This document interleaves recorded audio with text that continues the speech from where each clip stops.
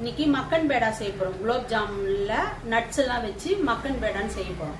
அதுக்கு தேவையான பொருட்கள் பாதாமும் முந்திரியும் பொடி பண்ணி வச்சுருக்கேன், பன்னீர், பால் பவுடர், லெமன், பேக்கிங் சோடா, நெய் கொஞ்சம், பால், சர்க்கரை, மைதா. சர்க்கரை பாகு காசுறதுக்கு குலோப் ஜாமுனுக்கு தண்ணி எடுத்துட்டோம், கொஞ்சோண்டு ஏலக்காய் பொடியை போட்டுட்டோம், சர்க்கரை எடுத்து வச்சுருக்கோம் அதையும் போடுறோம். நெய் கொஞ்சம் போட்டுக்கிறோம். கொஞ்சம் சூடானோம்னு அதுலேயே பாலை ஊற்றி காச போகிறோம். நெய்யிலே பால் ஊற்றிடலாமா? ஆமாம். இப்போ பவுடர் போட போகிறோம், பால் பவுடர்.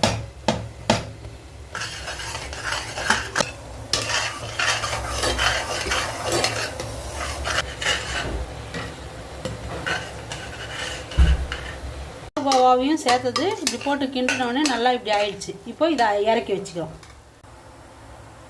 கொஞ்சம் பிசு பிசு தன்மை வந்துச்சு, போதும். கொஞ்சம் லெமன் பிழிஞ்சு ஊற்றிக்கிறோம்.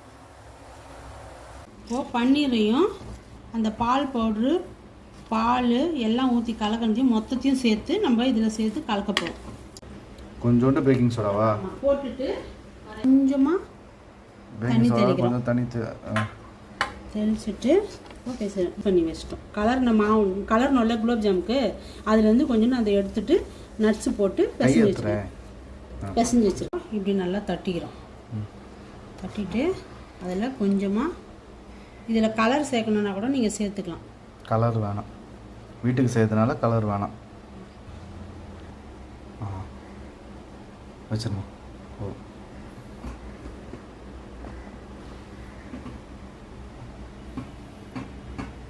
இந்த மாதிரி எல்லாத்தையும் பிடிச்சி வச்சுக்கோ. இப்போது குண்டு குண்டாகவும் போட்டிருக்கேன், நீட்டாகவும் போட்டிருக்கேன். மக்கன் பேடாவை நம்மளுக்கு எந்த ஷேப்பில் வேணுனாலும் செஞ்சுக்கலாம்.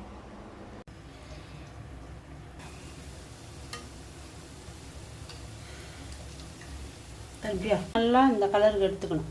எடுத்து சுகர் பாகில் போட்டுடணும். குலோப் ஜாமுனோட டேஸ்ட் வரும். குலோப் ஜாமுன் தானே அது? வெளியே வாங்குற மாவில் விட அது உள்ள நட்ஸு, மக்கன் பேடா உள்ள நட்ஸ் வச்சுருக்கோம். அதுதான் கலர் வைக்கிறாங்க.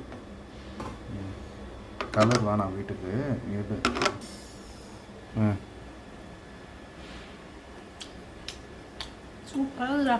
சூப்பராக இருக்குது. நீங்களும் வீட்டில் ட்ரை பண்ணிவிட்டு எப்படி இருக்குன்னு கமெண்ட் பாக்ஸில் கமெண்ட் பண்ணுங்கள். சின்ன சேனலு எதா இருந்தாலும் அது கொஞ்சம் ஆதரவு கொடுங்க. உங்க பொண்ணான கையை கொண்டு அந்த பெல்லில தட்டிடுங்க. அவங்களுக்கு சப்ஸ்கிரைபர் 5-10